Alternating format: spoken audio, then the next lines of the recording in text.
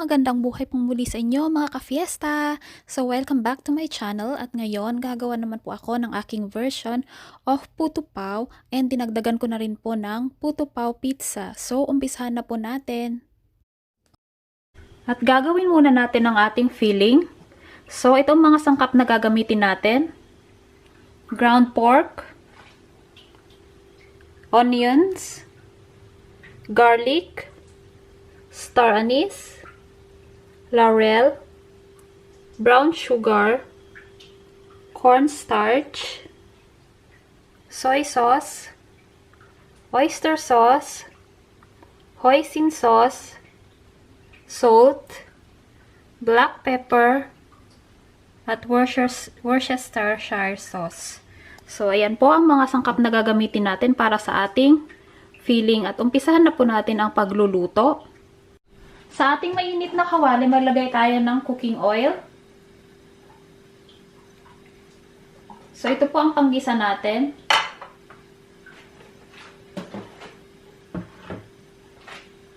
At painitin lang natin konti.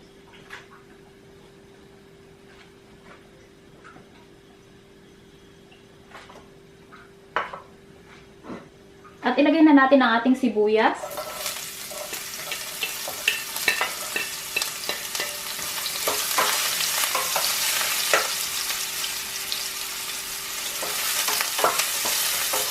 So, gisa lang ang ating bawang.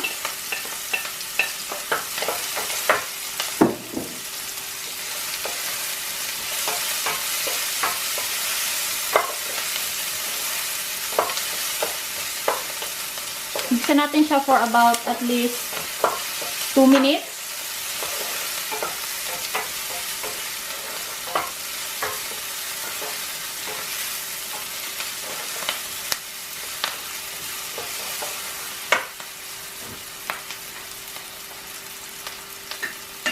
At ilagay na natin ang ating ground pork.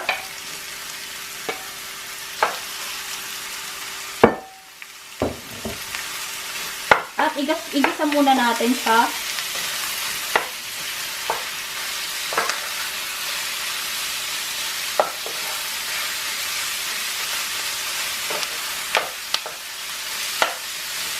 So, igisa natin siya hanggang sa medyo mag-brown siya before natin siyang lagyan ng konting tubig para pumaluto siya. Ayan, so ginisa ko po siya, o minix ko po siya, hinalo-halo ko po siya hanggang sa medyo may brown siya at lumabas yung mantika ng grind meat. So ayan, at lalagyan na po muna natin siya ng ating mga iba pang sangkap. So lalagyan ko po siya ng oyster sauce. Again, yung measurement po ng ating mga sangkap, ilalagay po natin sa description box. So make sure po na basahin niyo muna yung ating recipe before po kayong mag-ready or before po kayong mag-umpisa magluto. So, linagay ko na po yung oyster sauce, worcestershire sauce, ang ating hoisin sauce, paminta, salt, at hahaluin ko lang po ito. And then, ang ating soy sauce. So, tinatansya ko po pero yung ating measurement po ng ingredients, ilalagay ko po siya. At lalagyan ko lang po siya ng tubig. And then, pakukuluin natin siya for about 30 minutes hanggang sa maluto.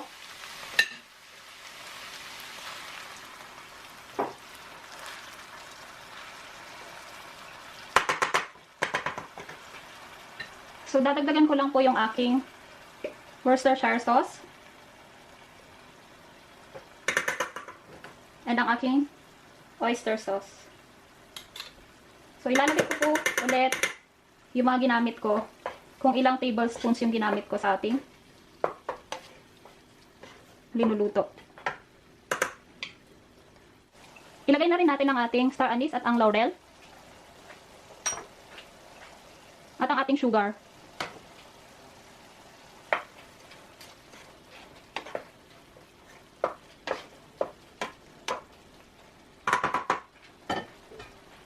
pong muli.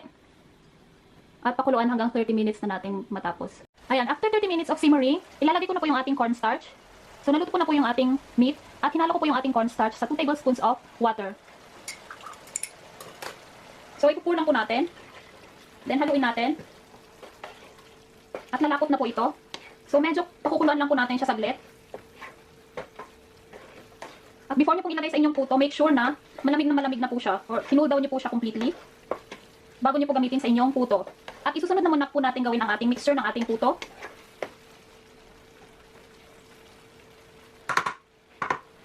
So, pakukulan lang natin siya konti.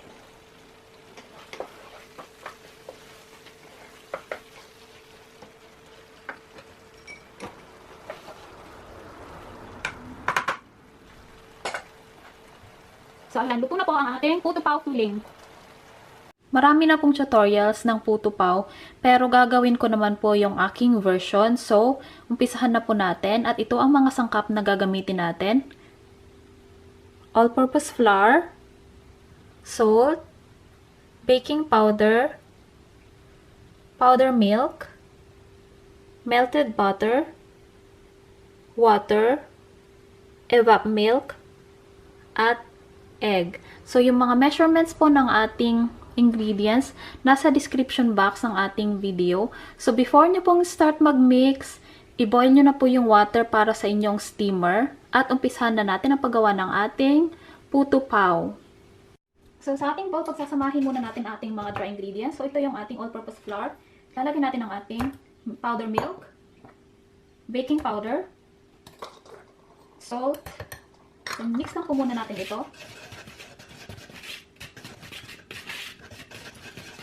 And then, sa separate bowl, pagsasamahin naman natin ang ating liquid ingredients. So, ang ating egg, ang ating evap milk, water, at ang ating melted butter. So, i-whisk lang natin ito hanggang sa ma-incorporate siya. And by the way, maglalagay din po ako ng vanilla.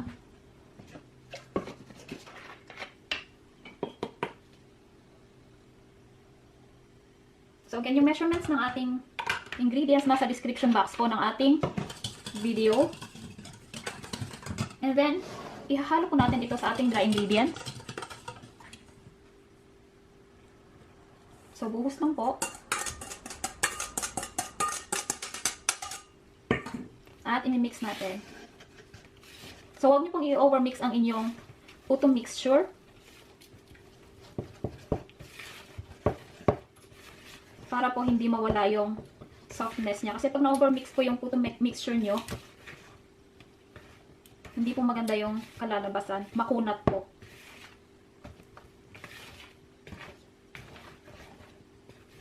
So, ito na po ang ating mixture.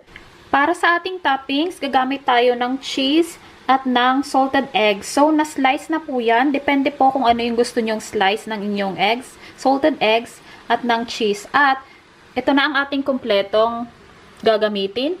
Ang ating puto mixture, ang ating filling. So, umpisahan na po natin ang paggawa ng ating puto pao. Ayan, sa ating molder, maglalagay na po tayo. So, gagamit po tayo ngayon ng cupcake cups.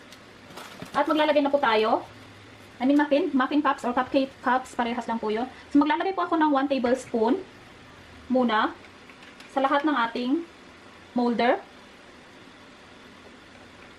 So, 1 tablespoon po ng ating puto mixture. At tatapusin ko lang po ito. Ayan, nalagyan ko na po ng puto mixture yung lahat ng ating cupcakes, yung ating molder. So, maglalagay na po tayo ng ating filling. So, medyo ipaloob nyo lang po siya. Tsaka huwag nyo pong tipirin yung ilalagay nyo para mas masarap.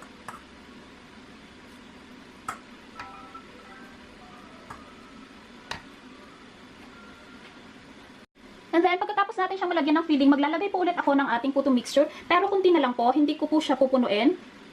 Parang medyo i-cover lang po siya. Mas gusto ko po kasing mas medyo lumalabas yung kanyang filling. Para po mas masarap tignan. So, kunti lang po yung ilalagay natin sa top. para hindi po siya masyadong makover. Mas gusto ko po yung ganon. Mas masarap po kasi pag lumalabas, medyo lumalabas yung feeling niya. Pag tinitignan mo, mas masarap siyang tignan.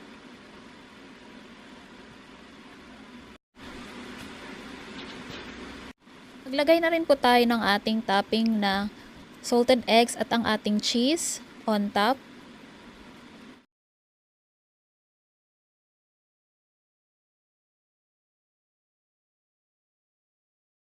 Yan, luto na ang ating puto pao. Look at that. Sarap. So, hahanguin ko po ito and then palalamigin natin at papakita ko sa inyo ang itsura niya.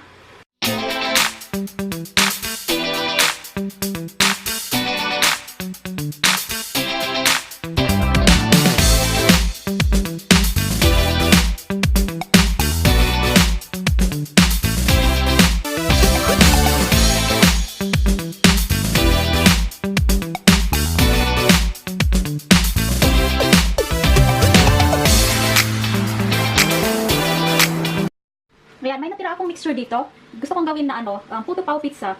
So, umuuso rin yung pizza na topping sa puto. So, gagawin ko siya dito. So, lalagyan ko lang siya ng ating filling na yung puto pao. So, subukan po natin. Why not? Mas masarap din po yun.